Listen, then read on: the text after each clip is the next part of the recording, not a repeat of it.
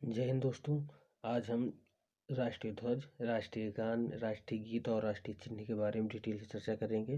हमारी बातों को ध्यान से सुनिएगा। चलिए वीडियो को स्टार्ट करते हैं। चलिए सबसे पहले राष्ट्रीय ध्वज। राष्ट्रीय ध्वज को 22 जुलाई 1947 को अपनाया गया था। अधिकतर कन्फ्यूजन रहता है कि 22 जुलाई को अपनाया गया या 15 अगस्त को अपनाया गया या 24 जनवरी 1950 को अपनाया गया। तो हमारी बातों को ध्यान से सुनिएगा आप सभी लोग। यह जो है राष्ट्रीय ध्वज जो है 22 जुलाई 1947 को अपनाया गया है। देखिए हमारा देश आज़ाद हुआ तो 15 अगस्त को, तो 15 अगस्त को आज़ाद हुआ तो उस दिन झंडा फहराया जाएगा। तो जब झंडा फहराया गया होगा तो उससे पहले झंडे को अपनाया गया होगा, तभी 15 अगस्त को झंडा फहराया गया होगा। तो उससे पहले आता है 22 जुलाई। तो 22 जुलाई जो है 1947 को राष्ट्रीय ध्वज को अपनाया गया। आप ऐसे याद रख सकते हैं।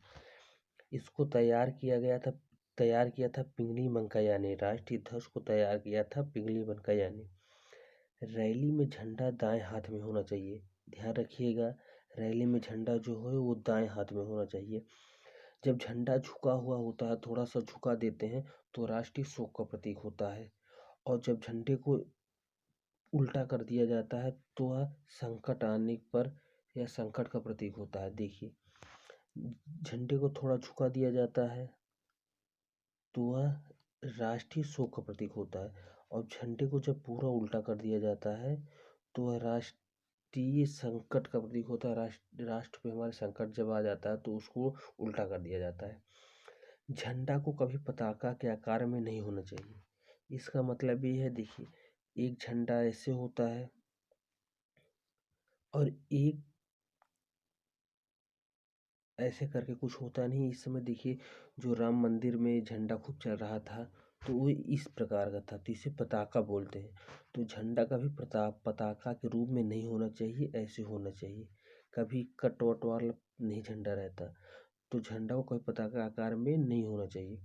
झंडे का आकार जो है 3:2 का होना चाहिए। 3 लंबाई और 2 चौड़ाई होनी चाहिए। चलिए यहाँ तक समझ में आ गया। चलिए आगे बढ़ते हैं। देखिए अगला है राष्ट्रीय गान। राष्ट्रीय गान। राष्ट्रीय गान 24 जनवरी 1950 को अपनाया गया। कब? 24 जनवरी 1950 को राष्ट्रीय गान बताया गया। हमारा राष्ट्रीय गान कौन सा है? जन गण मन अधिनायक जय हे, ये हमारा राष्ट्रीय गान है। इसको लिखा कौन था? रविन्द्रनाथ टैगोर ने। कौन लिखा था? रविन्द्रनाथ टैगोर ने। देखिए इसको कोई स्पेशल रूप से राष्ट्रीय गान को नहीं लिखा गया, बल्कि यह रविन्द्रनाथ टैगोर की एक तत्वबोधिनी पत्रिका थी, उसी में से 13 लाइन को उठा लिया गया था, 13 पंक्तियों को उठा लिया गया था, वही हमारा राष्ट्रीय गान बन गया। तो कोई स्पेशल रूप से राष्ट्रीय गान लिखा नहीं गया, तत्वबोधिनी पत्रिका थी उसी में से उठा लिया गया। तो लेकिन तत्वबोधिनी पत्रिका जो उसको लिखा कौन था? रविन्द्रनाथ टैगोर ने। इसलिए इसके लेखक के रूप में रविन्द्रनाथ टैगोर को जाना जाता है। और इसको गाने का सही टाइम हो 52 सेकंड में। 52 सेकंड में हमारा राष्ट्रीय गान को पूर्ण किया जाता है। लेकिन जब इमरजेंसी पड़ जाए कभी तो उस समय ये 20 सेकंड में गा के ख़त्म कर दिया जाता है। तो अपनाया कब गया? 24 जनवरी 1950 को। कब? देखिए हमारा जो है संविधान 26 जनवरी 1950 को लागू हुआ। तो 26 जनवरी 1950 को लागू हुआ जब, तो उससे पहले राष्ट्रीय गान को अपनाया गया। ये ध्यान रखिएगा बस। चलिए आगे चलते हैं नेक्स्ट क्वेश्चन की ओर।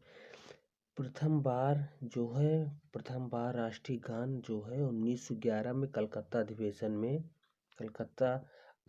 में इसको गाया गया था। कब? 1911 में कलकत्ता अधिवेशन में।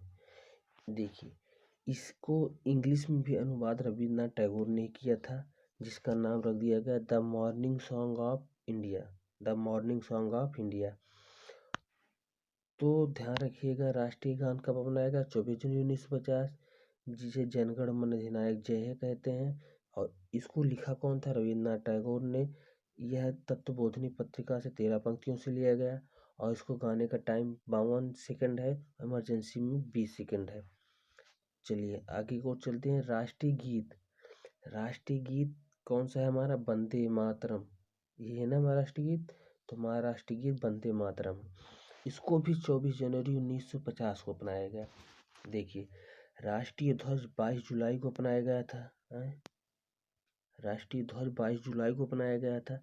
राष्ट्रीय गान 24 जनवरी को अपनाया गया और राष्ट्रीय गीत भी 24 जनवरी 1950 को अपनाया गया। तो ध्यान रखिएगा दो चीज, राष्ट्रीय गीत और राष्ट्रीय गान दोनों को 24 जनवरी 1950 को अपनाया गया। इसके लेखक बंकिम चंद्र चटर्जी हैं। तो राष्ट्रीय गीत के लेखक हैं बंकिम चंद्र चटर्जी। इसको आनंद मठ नामक पुस्तक से लिया गया है। देखिए, राष्ट्रीय गीत को भी कोई स्पष्ट रूप से नहीं लिखा गया था। इसको बंकिम चंद्र चटर्जी की आनंद मठ पुस्तक थी, उसी में से राष्ट्रीय गीत को ले लिया गया है। इसको गाने का सही वक्त है 65 सेकंड। प्रथम बार इसको 1896 में कलकत्ता अधिवेशन में गाया गया था। कब? 1896 में कलकत्ता अधिवेशन में। और राष्ट्रीय गान को कब गाया गया था? 1911 में कलकत्ता अधिवेशन में।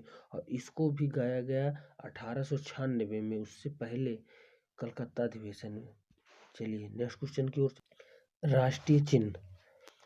राष्ट्रीय चिन्ह, हमारा राष्ट्रीय चिन्ह कौन सा है? अशोक स्तंभ है। कौन सा है? अशोक स्तंभ, जो यूपी के सारनाथ में है। यूपी के सारनाथ में अशोक स्तंभ है। इसमें कुल 4 शेर हैं, लेकिन 3 दिखते हैं। अभी कौन सी बात हुई? मेरी बात ध्यान सुनो। देखिए, जैसे 4 लोग बैठे हुए हैं, एक यहाँ, एक यहाँ, एक यहाँ, एक यहाँ। आप अगर इधर से देखोगे ना, जब आप इधर से देखोगे तो आपको ये दिख सकते हैं, ये दिख सकते हैं, ये दिख सकते हैं, लेकिन ये नहीं दिख सकते। तो इसी प्रकार ये 4 शेर हैं। समझो एक यहाँ बैठे हैं, एक यहाँ, एक यहाँ, एक यहाँ। तो जब आप इधर से देखोगे तो एक इधर से दिख जाएंगे, ये दिख जाएंगे, ये दिख जाएंगे, लेकिन ये नहीं दिखेंगे। अगर आप इधर से देख रहे हो तो आपको ये दिख जाएंगे, ये दिख जाएंगे, ये दिख जाएंगे, लेकिन ये नहीं दिखेंगे। तो इसीलिए 4 है, तो 4 शेर, लेकिन दिखते 3 हैं। इसलिए इसमें लिखा गया है कुल 4 शेर हैं, लेकिन 3 दिखते हैं। यही हुई बस। और राष्ट्रीय चिन्ह सत्यमेव जयते उस पर लिखा रहता है। क्या? सत्यमेव जयते। देखिए, अधिकतर कहीं सिविलियन लोग बैठे रहते हैं, उनके चैम्बर में जब आप जाइएगा तो अशोक स्तंभ रहता है, वहाँ लिखा रहता है सत्यमेव जयते। तो वही हुआ। 26 जनवरी 1950 को इस राष्ट्र को अपनाया गया। 26 जनवरी 1950 को। चलिए, राष्ट्रीय चिन्ह हो गया हमारा, चारों खत्म हो गया। राष्ट्रीय ध्वज, राष्ट्रीय गान, राष्ट्रीय गीत और राष्ट्रीय चिन्ह हमारा चारों खत्म हो गया। फिर से एक बार चलिए रिवीजन कर लेते हैं जल्दी जल्दी। राष्ट्रीय ध्वज को 22 जुलाई 1927 को अपनाया गया। तैयार कौन किया था? पिंगली वेंकैया ने।